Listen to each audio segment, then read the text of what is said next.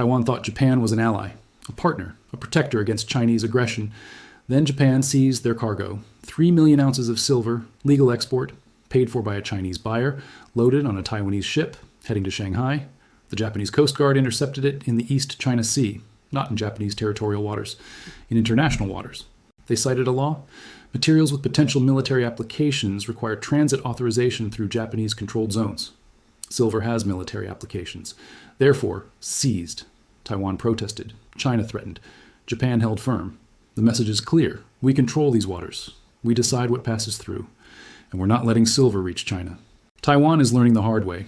Protection has conditions. And the condition is, you don't trade with our enemy, even if that enemy is your largest customer. Ladies and gentlemen, Asian guy here, let me show you the exact moment the seizure happened, the moment the rules changed. December 21st, 2025.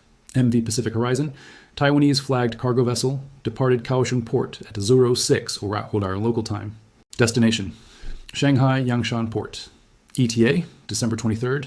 Manifest, 600 metric tons of refined silver bars, 19.3 million troy ounces. Origin, Taiwan Sunshine Refinery. Buyer, Shanghai Industrial Metals Corporation. Payment, verified wire transfer, $248 million. Everything legal, everything documented. Standard commercial shipment, December 22nd, 1430. Position, 26°127' East China Sea, 80 nautical miles southwest of Okinawa, international waters. Japanese Coast Guard vessel Mizuho approaches. Radio contact. This is Japan Coast Guard. Prepare for security inspection under Regional Maritime Safety Protocol Article 7. The captain complies. Inspection team boards. They open the containers, they scan the manifests, they inspect the cargo, and then they make the call. Cargo detained under Strategic Materials Transit Control Act. Vessel ordered to proceed to Ishigaki Port for extended investigation. The captain protests. This is legal cargo. We have authorization. We're in international waters. The Coast Guard commander. Materials with dual-use military applications require special transit permits. You don't have one. Follow us or be towed. 3 million ounces. Seized. The ship diverted to a Japanese military port.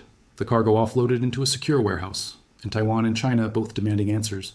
Now let me show you the law they're using. The law nobody knew existed until 3 weeks ago.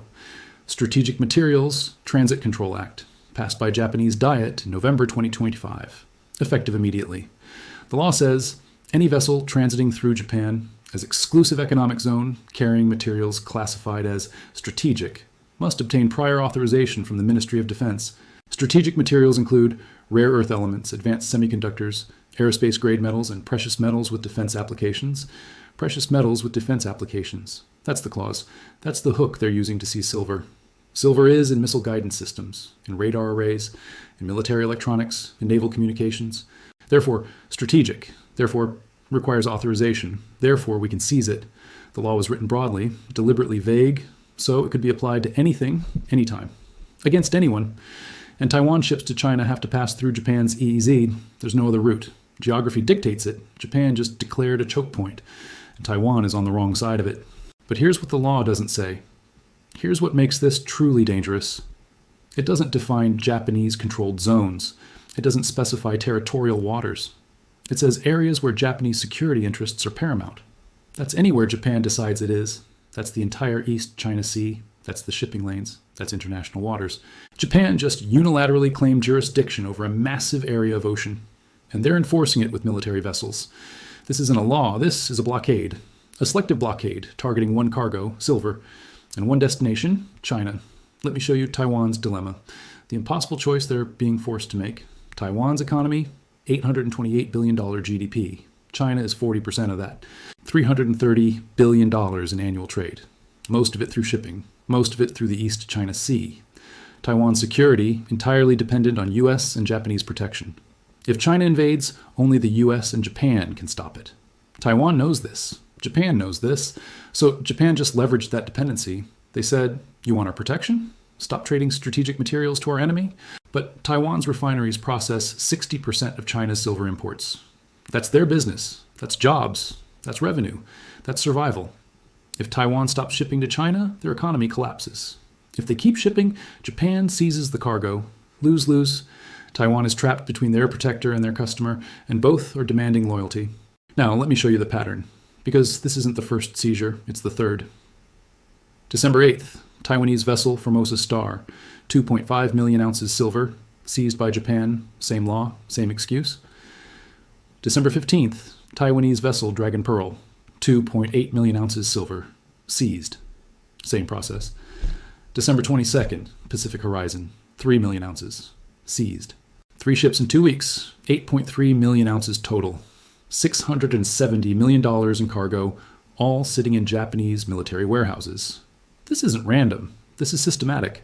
This is a blockade in everything but name, and Taiwan's shipping companies are getting the message. They're canceling China routes. They're refusing silver cargo. They're too scared to risk seizure. The trade is dying, not because of sanctions, not because of bans, because of fear. Let me show you China's response, because China isn't staying quiet. December 23rd, Chinese Ministry of Foreign Affairs. Statement: Japan's illegal seizure of commercial cargo in international waters is a violation of maritime law and an act of economic aggression. China demands immediate release and compensation. December 24th, Chinese Navy. 3 destroyers deployed to East China Sea. Freedom of navigation operations. December 25th, Chinese state media. Headline: Japan becomes U.S. puppet in illegal blockade against legitimate trade. China is framing this as Japanese aggression, as U.S. proxy warfare, as the beginning of a naval confrontation. And they're not wrong, because Japan didn't decide this alone. Japan doesn't move without Washington's approval. This is a U.S. strategy, executed by Japan, to cut China's silver supply without the U.S. directly engaging. It's proxy economic warfare, and Taiwan is the collateral damage. Now let's talk about the dual-use justification. And let's talk about why silver is suddenly a security threat. Silver is in military systems. That's true. It's the best conductor. It's essential for high-frequency electronics. Radar, missiles, communications. But silver is also in phones, in laptops, in solar panels, in cars, in medical equipment. Everything has dual-use potential. Copper is in bullets. Should Japan seize copper shipments? Steel is in tanks. Should they seize steel? The dual-use argument is infinitely expandable. It can justify seizing anything, anytime, to anyone. Japan chose silver because silver is the bottleneck. China needs it desperately. The factories are running dry, the supply chain is breaking. And Japan knows that if they can choke China's silver supply, they can slow China's military expansion, slow their tech sector, slow their EV production, slow everything. This isn't about security. This is about strategic advantage, using trade interdiction as a weapon. Let me show you the insurance crisis this is creating, because insurers are watching every seizure. Lloyd's of London just updated Taiwan-China shipping routes to high-risk zones. Insurance premiums tripled. Some insurers are refusing coverage entirely. Why? Because if Japan seizes your cargo, the insurance company has to pay, but Japan isn't compensating. They're calling it lawful detention, so insurers can't recover. The financial risk is too high, so they're pulling out. And without insurance, shipping companies won't sail. The blockade doesn't need to be 100% effective. It just needs to make shipping unprofitable. Make it too risky. Make it too expensive. Mission accomplished. Taiwan-China silver trade is collapsing. Not from seizures alone, from fear of seizures. Now let's talk about what Taiwan is doing. The quiet pivot they're being forced into.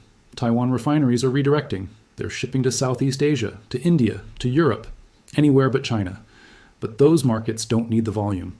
Taiwan processed silver specifically for China's demand. 60 million ounces per year. The other markets can absorb maybe 10 million. The rest has nowhere to go, so Taiwan's refineries are slowing production. Cutting shifts, laying off workers. Because processing silver you can't sell is pointless. Taiwan's silver industry is dying because Japan killed their biggest customer, and China can't do anything about it. This is economic decoupling, forced, brutal, immediate. Let me show you the global signal this sends, the precedent this sets. If Japan can seize silver shipments in international waters, who else can? Can Australia seize Chinese lithium shipments? Can Indonesia seize nickel? Can Saudi Arabia seize oil tankers heading to China? The answer is yes, if they claim security concerns, if they write a vague law, if they have the military to enforce it. This is the death of free trade, the death of international maritime law, the death of the assumption that commercial cargo is safe. Every choke point becomes a potential blockade. Every strait becomes a weapon. Every shipping lane becomes contested. Japan just showed the world how to wage economic war without firing a shot. Seize the cargo, cite security, ignore protests. And every other country with a navy is taking notes. Now let's talk about the metal itself, the 8.3 million ounces sitting in Japanese warehouses. What happens to it? Does Japan return it to Taiwan? Does Japan compensate China? Does Japan sell it? The official answer, Under investigation. Will be released upon completion of security review. The unofficial answer, it's never going back. Japan is keeping it, either for their own industrial use or to resell to non-Chinese buyers. This is legalized piracy. Seize the cargo. Declare it illegal. Keep it. Profit. And because it's framed as national security, nobody can challenge it. Not legally, not diplomatically, not without escalating to military confrontation. China could send warships to escort future shipments. That's the nuclear option. That's how naval incidents start. That's how wars begin. Let me show you the timeline. How this escalates. Q1 2026. Japan continues seizures. Taiwan-China silver trade drops 90%. Taiwan refineries shut down. Unemployment spikes. Q2 2026. China retaliates. Bans Japanese cars. Bans Japanese electronics. Cuts rare earth exports to Japan. Q3 2026. Japan expands seizures. Now includes copper. Now includes lithium. Anything dual use. Q4 2026. Other countries copy Japan's model. Australia seizes Chinese-bound cargo. Indonesia follows. Blockades everywhere. 2027. Global trade collapses. Every nation protects its own. Every resource becomes nationalized. Every shipment becomes a risk. That's the roadmap. Japan fired the starting gun. The trade wars go kinetic. Ships become targets. Now let's address Taiwan's secret option. The one nobody's talking about publicly. Taiwan could refuse Japanese protection. Could declare neutrality. Could say, we're not picking sides. We trade with everyone. But that's suicide. Because the moment Taiwan declares neutrality, the US pulls its defense guarantees. Japan stops patrolling. And China invades. Taiwan's independence exists only because of US-Japan military commitment. Without that, Taiwan is part of China within months. So Taiwan can't refuse. They have to accept the blockade. They have to sacrifice their economy to maintain their sovereignty. It's extortion. But it's effective extortion. Because the alternative is annexation. Let me show you the industry panic. The Taiwanese companies scrambling to survive. Taiwan Sunshine Refinery, 40% workforce laid off. Processing capacity cut by half. Looking for buyers in India. Kaohsiung Metals. Corporation stopped accepting silver ore. No point refining if you can't ship. Taiwan. Export Association. Emergency meeting with government. Demanding compensation. Demanding alternative routes. Demanding action. But the government has no answers. No alternatives, no leverage. They can protest diplomatically. Japan ignores them. They can appeal to the US. The US backs Japan. They can threaten to stop cooperation. But cooperation is what keeps them alive. Taiwan has no cards to play, and everyone knows it. Now, let's talk about the Chinese buyer, the entity that paid $248 million and got nothing. Shanghai Industrial Metals Corporation, state-owned, directly supplies Chinese solar manufacturers and EV producers. They ordered 3 million ounces because their factories are running low, because domestic Chinese production can't keep up, because they need the Taiwan supply. Now they have a contract, a payment made, and no metal. They can sue Taiwan. But Taiwan says, we delivered to the ship, not our fault Japan seized it. Sue Japan. They can sue Japan, but Japanese courts will rule lawful seizure under domestic security law. Case dismissed. They can demand refund. But the Taiwan seller says the buyer assumes shipping risk. Read the contract. China is out 248 million and out 3 million ounces. And their factories are still empty. This is how trade wars create bankruptcies, not through tariffs, through theft disguised as security. Now, let me show you the clause nobody read. The clause that's now destroying companies. Standard International Trade Contract, Inca terms. FUB Kaohsiung, free on board. That means seller's responsibility ends when cargo is loaded on ship. Buyer assumes all risk after that point. Taiwan loaded the cargo. Their obligation complete. Japan seized it. That's the buyer's problem. This clause exists in every contract, every shipment, every trade. And now it's a trap. Because if seizure is the buyer's risk, nobody will buy. Chinese companies can't accept that risk anymore. So contracts are being rewritten. Seller guarantees delivery to destination. But Taiwan can't guarantee that. Not with Japan seizing. So contracts fail. Trade stops. The legal framework collapses under geopolitical pressure. Now let's talk about the military escalation. The ships China is deploying, 3 Type 055 destroyers. Lhasa, Anshan, Wuxi, the most advanced surface combatants in China's fleet. They're not escorting cargo yet. They're just patrolling. Just showing presence. But the message is clear. Next time you seize our cargo, we'll be there. And you'll have to decide if you want to board a ship with Chinese warships watching. Japan's response, increased Coast Guard patrols, plus 1 maritime self-defense force destroyer. Routine operations. Both sides are positioning. Both sides are preparing. The next seizure won't be as easy. The next seizure might involve two militaries staring at each other. And all it takes is one mistake, one miscommunication, one hot-headed officer, and the shooting starts. Over silver, let me show you what the U.S. is saying, or rather what they're not saying. State Department. We support Japan's right to ensure regional security and enforce its domestic laws. Pentagon. No comment on specific maritime operations. White House. Silence. The U.S. is letting Japan take the heat, letting Japan be the bad guy. But everyone knows the U.S. is behind it. This is how proxy conflicts work. The principal stays clean, the agent takes the risk, the outcome benefits both. U.S. cuts China's silver supply without direct confrontation. Japan gets U.S. backing for its own anti-China stance. Taiwan suffers, China rages. Perfect proxy warfare. Now, let's talk about the counter-blockade, China's retaliation option. China could blockade Taiwan entirely, cut off all trade. No imports, no exports, starve Taiwan economically until they stop cooperating with Japan. Taiwan imports 98% of its energy, 70% of its food. A blockade would be catastrophic, but a blockade is an act of war. It triggers U.S. intervention. That's the line China can't cross without starting World War III. So China is stuck. They can rage, they can threaten, they can deploy warships. But they can't actually stop the seizures without triggering a war they're not ready for. Japan knows this. That's why they're doing it. They're operating in the gray zone, below the threshold of war, but inflicting real damage.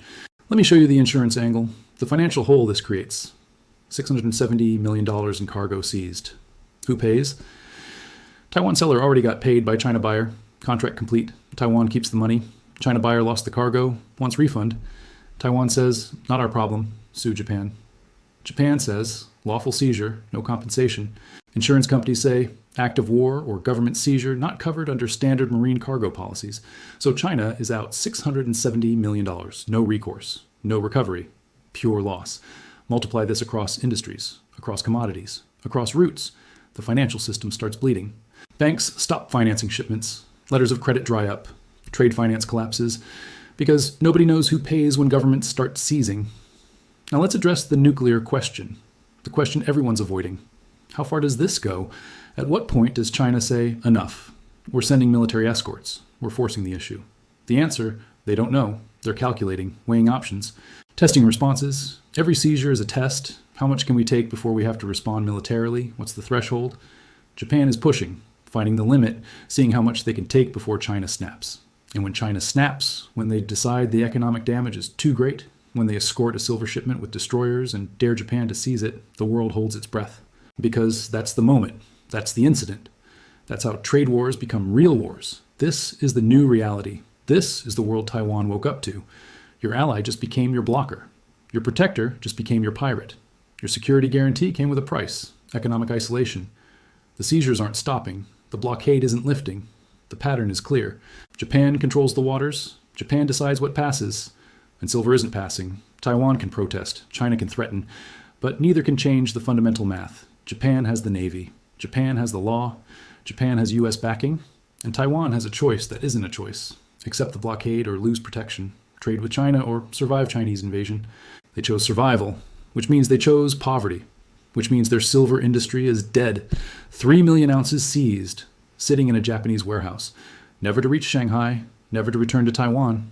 And every day, more ships cancel routes. More contracts fail. More refineries shut down. The trade is dying, not from sanctions, not from bans, from seizures disguised as security.